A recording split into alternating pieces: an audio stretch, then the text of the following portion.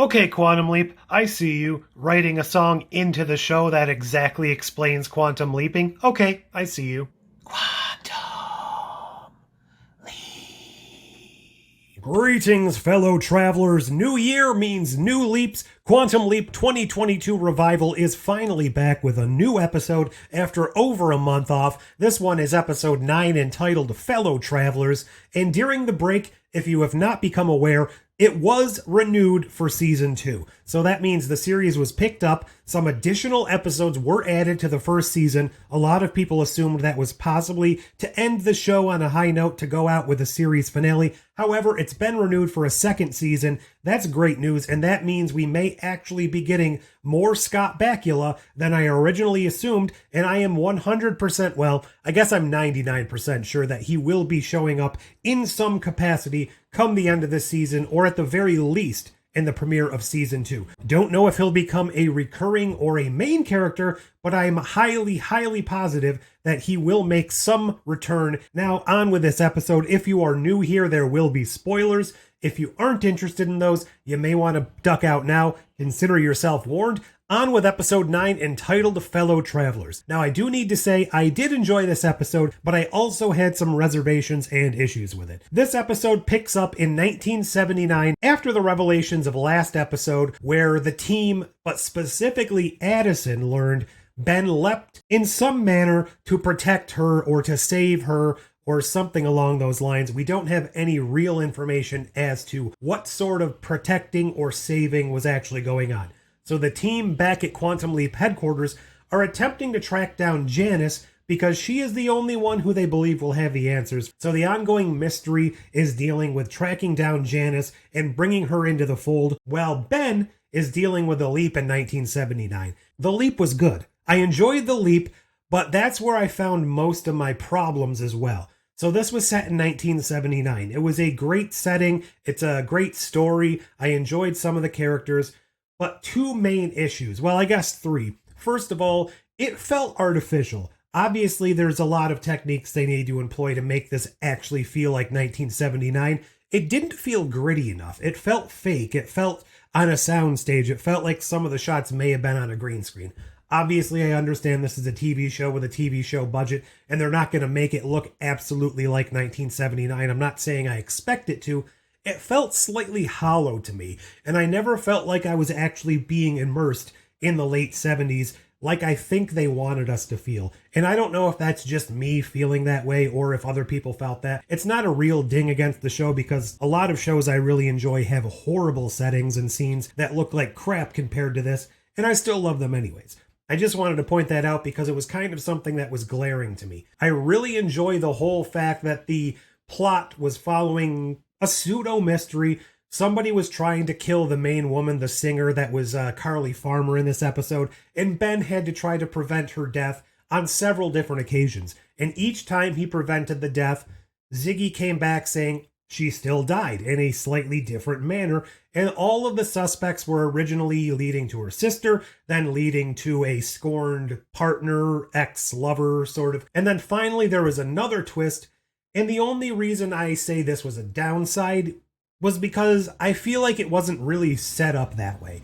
If you were trying to watch this and solve the mystery on your own, I don't feel like you really could have done that because we weren't fleshed out enough. We weren't given as much backstory and character depth for some of these side characters that would really lead us to the conclusion. This was a story for Ben to solve, and I do like the fact that he was able to do that with the help of Addison. But it's not the type of mystery that we could sit back and spend 45 minutes trying to unravel on our own. It's the type of mystery that is only revealed because it's revealed in the storyline. And that isn't always a bad thing. There are a lot of shows that do it that way, but I feel like maybe it could have had a little more rewatchability if there were more hints and clues laid along the way.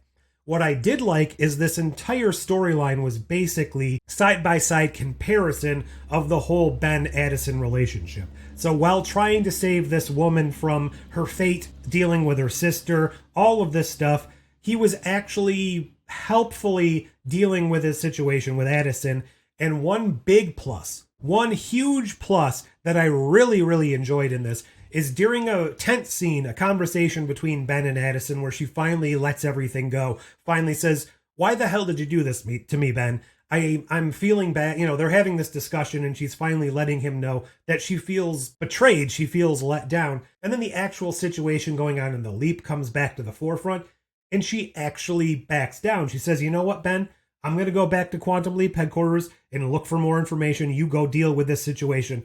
She acts like a professional. Even though she's got personal dealings and personal situations between her and Ben, she realizes they have this mission to accomplish, and that takes priority. That's something that is so refreshing and sorely lacking in a lot of modern day TV shows. And I like to bring up Star Trek for this instance because back in the classic era of Star Trek, there were a lot of issues people were dealing with, but they were trained Starfleet officers. Addison is a trained military operative. Ben, not so much because he's got the Swiss cheese brain, but at least he's got things kind of dealt with right now. And they realize they have the mission that comes first.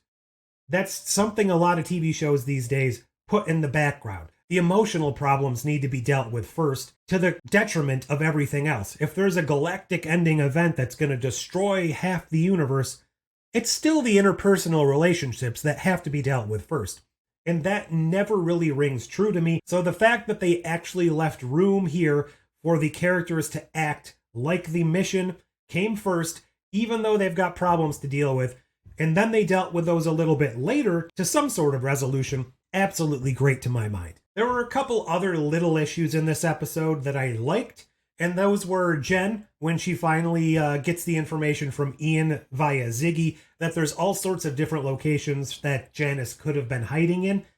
She is the one that basically picks out of the hat that it's going to be Belize based on her information as a former cyber criminal, extradition laws. This proves that she's actually contributing something to the team a lot more so than she's been shown to do in prior episodes. I've liked her since the beginning, but I don't always feel like she's being utilized to her fullest extent, and here she actually employs her abilities to prove that she is a vital member of this team and that she's actually contributing in a beneficial way, and I really liked that. The fact that she's actually the one that goes after Janice and has a conversation with her, I believe also worked well, because these two characters probably share the most in common compared to the rest of the Quantum Leap cast, that is to say Magic or Ian. And while Ian and Magic weren't given a hell of a lot to actually do during this whole situation, I felt like they were actually coming together as a team, and as we later find out via Janice, there must have been a reason that Ben came to her when this whole Quantum Leap team is behind her.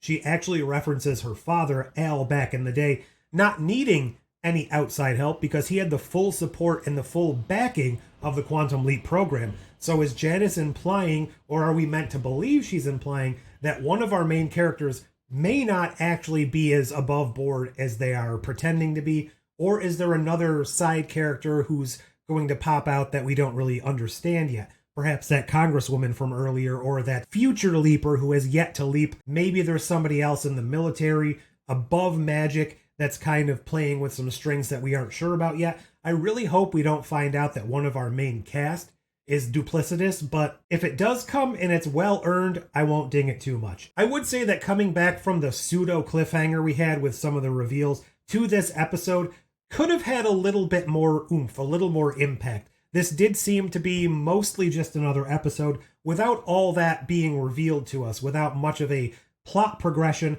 but we did finally get Janice brought into the real Quantum Leap location, so things are absolutely moving forward. We got to see during the leap, Ben is really becoming acclimated to the leaps. He's figuring things out on his own. He's not floundering until Addison shows up and gives him the rundown from Ziggy. He's figured this out on his own before she even arrived. So he's really getting into the swing of things, thus proving that even though he wasn't supposed to be the initial leaper, he's actually kind of folding into the job fairly well. Addison is really taking her duties as the hologram version. They've all come into their roles surprisingly well, considering the fact that they were not supposed to initially be in those roles. And I'm wondering if that's possibly the reason Ben did this. Not necessarily to save Addison's life, but because by doing this whole switcheroo, that was actually the best case scenario. By having Ben be the leaper and Addison the supporting hologram, that will save both of them, or save the whole world, or whatever's going on,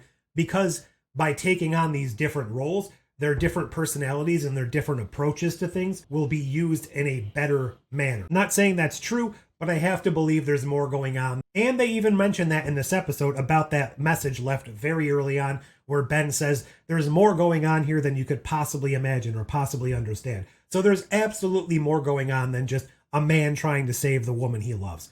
I'm hoping we get some more reveals coming soon, possibly some more information about the tangential leapers, the other leapers. I don't want to call them the evil leapers because I don't anticipate they will be evil. They will just be a faction with different goals and different beliefs and possibly adversaries in a rivalistic way, but I don't want to call them straight up evil. I hope we get more of that going forward. I can't wait to see what comes of Janice, and I'm really, really looking forward to see what sort of return we may get from prior Quantum Leap. But how are you enjoying this show? What did you think of this episode overall? Are you happy with the direction? Are you happy the show got a second season? Do you think Sam's coming back? What is going on here in your opinion? Leave all your thoughts below, like, share, subscribe, do all those fancy YouTube things. And until next time, I hope your next leap is the leap home.